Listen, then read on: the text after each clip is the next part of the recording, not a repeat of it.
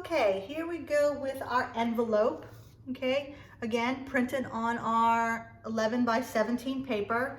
You are not going to need your X-Acto knife. You are not going to need your metal ruler. You are going to need a pair of scissors, okay? And you are simply going to cut around the trim line that hopefully you left on and was printed on top of your design, okay? That is your die cut. Usually in printing, you would have a big machine like a big mechanical cookie cutter that came down and cut through all these papers on your die cut line. We are cutting with scissors, okay? So you're simply going to follow your trim line. You're going to hopefully try and stay on the inside of that black line. Hopefully you made your line a little bit softer gray, so it's not as showy if you by chance get a little sliver of it. Okay? So there is your envelope shape, okay? Now, we're gonna fold and we're going to bind it.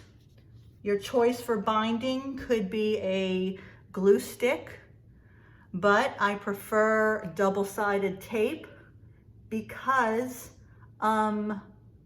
it's less messy, okay? All right, so you're going to fold your envelope over and you're going to use the silhouette. If it's sticking out, it gets folded, okay? So let's start with the sides. And you want to try and mix what you're lining up. You're trying to get to the edge of the shape, but you also want to pay attention to where you put the edge of color, okay? So you may have to adjust it a little bit because things will skew during printing, okay? So fold your flaps in first. That gives you a good basis.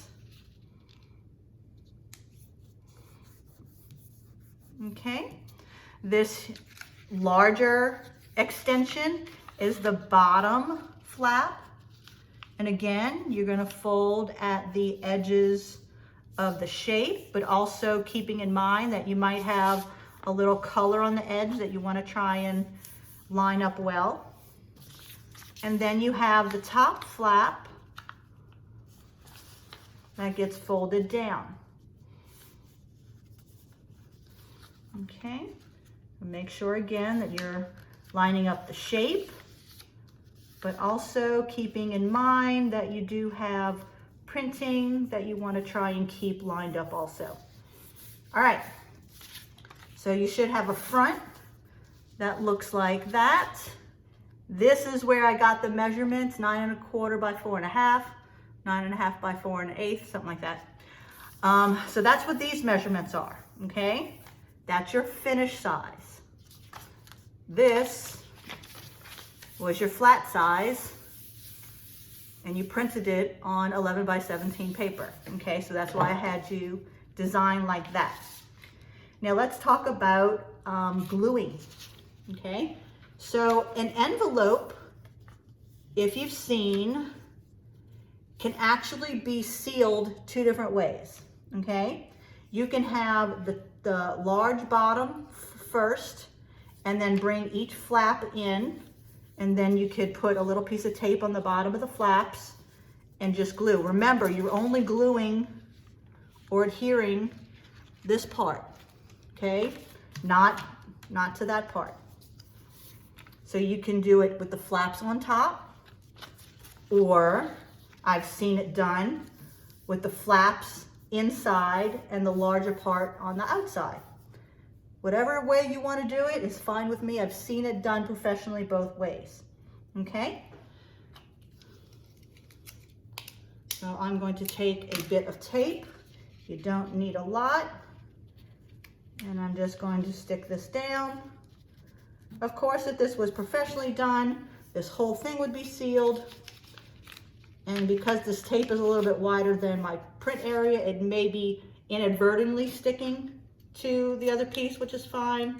I just don't want you to purposely just glue that down. Okay, another little piece of tape is that, and that is all you need. I don't want the flap glued down. Okay, do not glue the flap down. Why? Because one, an envelope would not be purchased like that. The envelope would be purchased open. And also, if you went the extra mile to design the inside, I want to be able to open and see the inside. Okay, so that is how your envelope should come to me on Monday. All right, so again, we have the envelope, we have the letterhead, we have the business card. We have a printout of the promo item and a printout of the 5-inch color logo. That is the printed pieces that are coming to me on Monday. Any questions? Let me know.